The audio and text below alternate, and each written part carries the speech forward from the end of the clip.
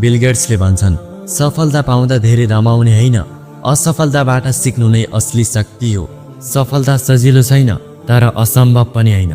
असफलताबाट सिक्नु असली शक्ति हो, तर त्यसबाट सिक्नुभयो या सिक्नु भएन त्यो अझ महत्त्वपूर्ण हो। कलाम साहबले भन्नुहुन्छ, सपना त्यो होइन जुन निदाउँदा देखिन्छ, बरु सपना त्यो हो जुन निदाउन दिँदैन। यदि तिम्रो सपना ठुलो छ भने त्यसको लागि दिनरात मेहनत गर। ज्याक माले भन्छन्, हार कहिले नमान्नुहोस्। आज कठिन छ, भोलि झन् कठिन हुन्छ, तर पर्सि सफलता मिल्छ। यदि तपाईँले प्रयास गर्न छोड्नुभयो भने त्यो नै असफलता हो। हार्नु असफलता होइन, रोकिनु असफलता हो। भोलि होइन, आज सुरु गर्नु, किनकि आजको जित नै भोलिको सफलता ल्याउँछ। रतन टाटाले भन्छन्, जीवनमा उतार चढाव आउँछ, तर त्यसले तपाईँलाई बलियो बनाउँछ। मान्छेले तपाईँलाई ढुङ्गो हाने पनि त्यसलाई सिँढी बनाएर माथि जानुहोस्। मलाई भाग्यमानी नभन, किनकि तिमी निदाएको बेला मैले आफ्नो भविष्य लेखेको थिएँ। स्वामी विवेकानन्दले भन्छन्, उठ, जाग र लक्ष्य प्राप्त नभएसम्म नरोकिनु। तपाईँ आफूले विश्वास गर्नुहोस्, त्यसपछि संसारले पनि तपाईँको विश्वास गर्नेछ।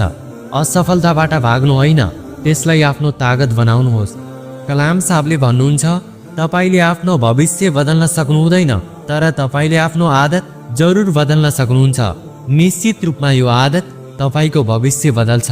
यस्तो भनाइ थियो कलाम साहबको।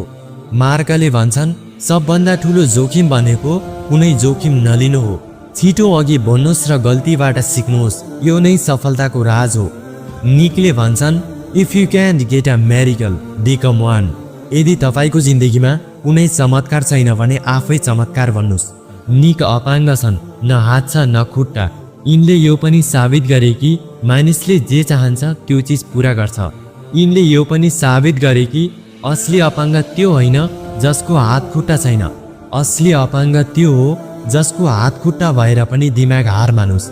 यदि तपाईँको हात खुट्टा छ भने भगवानको वरदान साबित हो। स्टिभ जबले भन्छन्, ठुलो काम गर्नको लागि आफ्नो कामलाई माया गर्नुहोस्।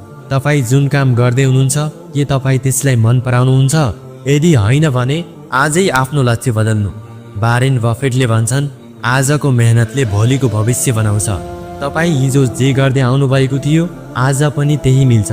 आजैबाट सुरु गर्नु, सानो कदम लिनु, तर नरोकिनु। साथी, आजको भिडियोमा यति नै।